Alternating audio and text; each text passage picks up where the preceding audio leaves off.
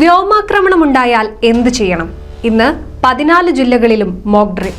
പഹൽഗാം ഭീകരാക്രമണത്തിന്റെ പശ്ചാത്തലത്തിൽ പാകിസ്ഥാനുമായുള്ള സംഘർഷ സാധ്യത കണക്കിലെടുത്താണ് ഇന്ന് സംസ്ഥാനത്തെ 14 ജില്ലകളിലും മോക്ക് ഡ്രിൽ നടത്താനുള്ള തീരുമാനം. വൈകിട്ട് 4 മണിക്കാണ് മോക്ക് ഡ്രില്ലുകൾ ആരംഭിക്കുക. 1971 രാജ്യത്ത് അവസാനമായി മോക്ക് ഡ്രിൽ സംഘടിപ്പിച്ചത്. ആ വർഷം തന്നെ ഇന്ത്യയും പാകിസ്ഥാനും തമ്മിൽ യുദ്ധവുമുണ്ടായി. വ്യോമാക്രമണം ഉണ്ടായാൽ എന്തൊക്കെ മുൻകരുതലുകൾ പാലിക്കണം എന്ന കാര്യങ്ങളായിരിക്കും പരിശീലിപ്പിക്കുക.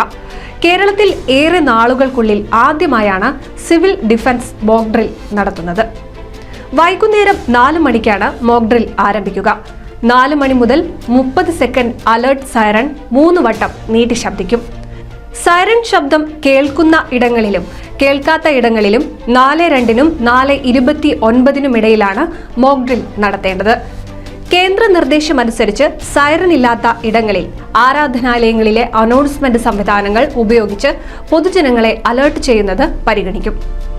4:28 മുതൽ സുരക്ഷിതം എന്ന സൈറൺ 30 സെക്കൻഡ് മുഴങ്ങും. അലേർട്ട് സൈറൺ ശബ്ദവും സുരക്ഷിതം എന്ന സൈറൺ ശബ്ദവും അനുബന്ധമായി ചേർക്കുന്നു.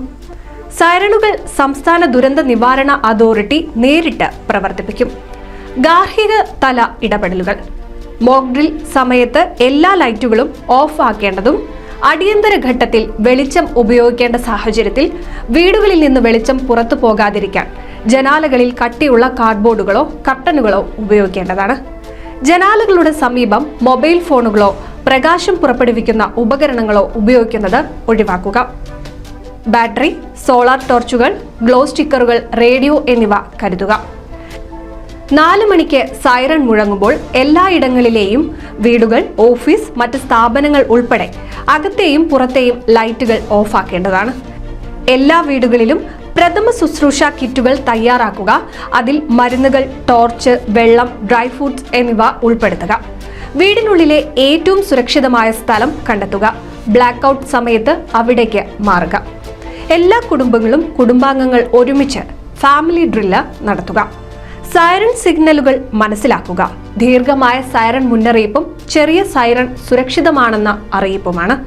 പൊതുസ്ഥലങ്ങളിൽ നിൽക്കുന്നവർ സുരക്ഷിതത്വത്തിനായി അടുത്തുള്ള കെട്ടിടങ്ങൾക്കുള്ളിലേക്ക് മാറേണ്ടതാണ്. ഔദ്യോഗിക വിവരങ്ങൾ മനസ്സിലാക്കുന്നതിനായി റേഡിയോ, TV എന്നിവ ഉപയോഗിക്കുക. തീപിടുത്തം ഒഴിവാക്കാൻ ബ്ലാക്ക് ഔട്ട് സൈറൺ കേൾക്കുമ്പോൾ തന്നെ ഗ്യാസ്, വൈദ്യുത ഉപകരണങ്ങൾ ഓഫ് ചെയ്യുക. ബ്ലാക്ക് ഔട്ട് സമയത്ത് കുട്ടികളുടെയും വളർത്തു മൃഗങ്ങളുടെയും സുരക്ഷ ഉറപ്പാക്കുക. മോക്ക് ഡ്രിൽ വാർഡന്മാരുടെ നിർദ്ദേശങ്ങൾ അനുസരിക്കുക. കെട്ടിടങ്ങൾക്കുള്ളിൽ തന്നെ ഇരിക്കുക. ആശങ്ക ഒഴിവാക്കുക.